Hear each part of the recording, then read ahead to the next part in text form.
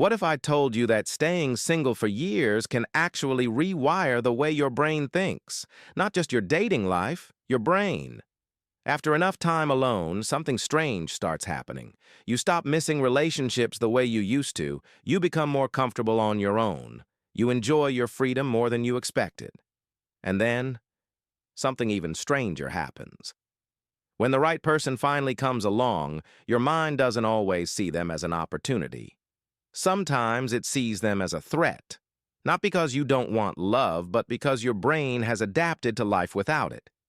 Today, we'll explore what really happens inside your mind when you've been single for years, and why so many people don't realize they've quietly changed until it's almost impossible to go back. Humans adapt to almost everything. A noisy city becomes quiet after a while, a cold shower stops feeling cold, and being single eventually stops feeling lonely. At first, weekends feel empty, you notice couples everywhere, you wonder if something is wrong with you. But month after month, your brain slowly rewrites what normal feels like. Instead of expecting another person beside you, it expects silence. Instead of sharing your day, you solve everything yourself. This is called adaptation. Your brain is incredibly efficient. Once it realizes something isn't changing, it stops wasting energy wishing it were different. That's why many long-term single people eventually stop feeling desperate. Not because they stopped wanting love, because their mind became comfortable without it. Here's something nobody talks about. Freedom feels good. No asking permission, no explaining where you were, no arguments over tiny things, no compromising every decision. You wake up when you want, eat what you want, travel when you want, watch whatever you want. At first, these seem like small advantages. But after years, they become your lifestyle. Your brain begins connecting independence with peace, which creates a hidden problem. The more comfortable your freedom becomes, the more uncomfortable compromise feels, because your brain hasn't practiced it in years. Many people assume long-term single people become desperate. Research and real-world experience often suggest the opposite. The longer someone stays happily single, the less willing they are to settle. Why? Because they already know life without a relationship isn't terrible. That changes everything. Instead of thinking, I need someone, they start thinking, if someone enters my life, they need to improve it. That's an incredibly powerful shift.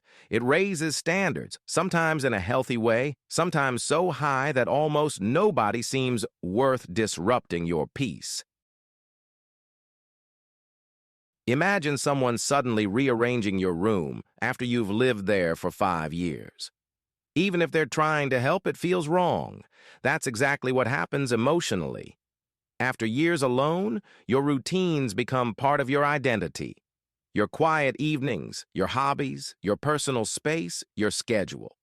When another person enters your life, they're not just entering your heart.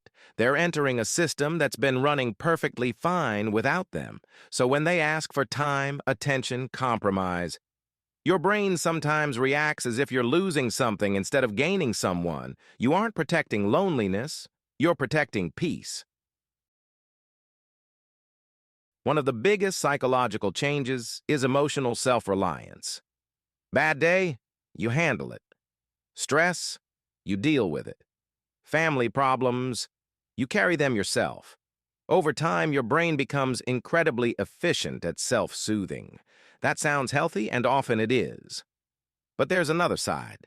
When someone asks, "What's wrong?" you genuinely don't know how to answer.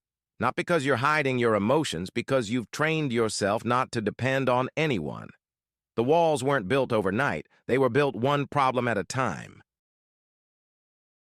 Here's the paradox. Many long-term single people don't fear love. They fear losing the life they've built. Think about it. If you're unhappy alone, a relationship feels like hope. But if you're already happy, a relationship also carries risk. Risk of heartbreak, risk of losing freedom, risk of emotional drama, risk of changing routines you've spent years creating. That's why some people unexpectedly pull away when things start getting serious. because subconsciously their brain is comparing potential happiness against guaranteed peace. Here's something important. Being comfortable alone isn't the same as never feeling lonely. Even the most independent people experience moments when the silence feels heavier than usual. A birthday, a wedding, a difficult night, seeing everyone else move forward. Those moments remind us of something deeply human. We are wired for connection. The difference is, long-term single people usually don't panic when loneliness appears. They know it passes, just like every other emotion. Perhaps the biggest transformation isn't external, it's internal. After years single, your identity slowly changes. You stop seeing yourself as waiting. You stop measuring life by relationship milestones. You build routines, goals, friendships, dreams that don't depend on another person. Ironically, this often makes people more attractive. Confidence born from self-sufficiency has a quiet strength. People notice someone who isn't chasing approval. But there's a catch. If independence becomes your entire identity, you may unconsciously reject opportunities simply because they threaten the version of yourself you've become. Balance is everything. The goal isn't to avoid love. The goal is finding someone who adds to your peace, instead of replacing it. But there's one thing we can't ignore. Humans weren't built to live completely alone. We are wired for connection, for being understood, for having someone to celebrate with, and someone to lean on when life falls apart. The longer you stay single, the easier it becomes to convince yourself that you don't need anyone. But those are two very different things. You can survive alone. That doesn't always mean you'll thrive alone. Years without a deep emotional connection can slowly make life feel quieter, less meaningful, even if everything else seems fine. Independence is powerful, but even the strongest people need someone who truly sees them. Because a peaceful life is important, but a life shared with the right person can be something even greater. So what really happens to your mind after years of being single? You adapt. You become stronger, more independent, more emotionally resilient. Your standards rise, your routines become sacred, your peace becomes valuable. None of these changes are good or bad on their own. They're simply the mind doing what it does best, adapting to the life you give it.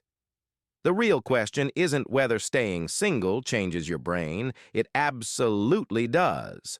The real question is, when the right person finally appears, will your mind recognize them, or will it mistake them for a disruption?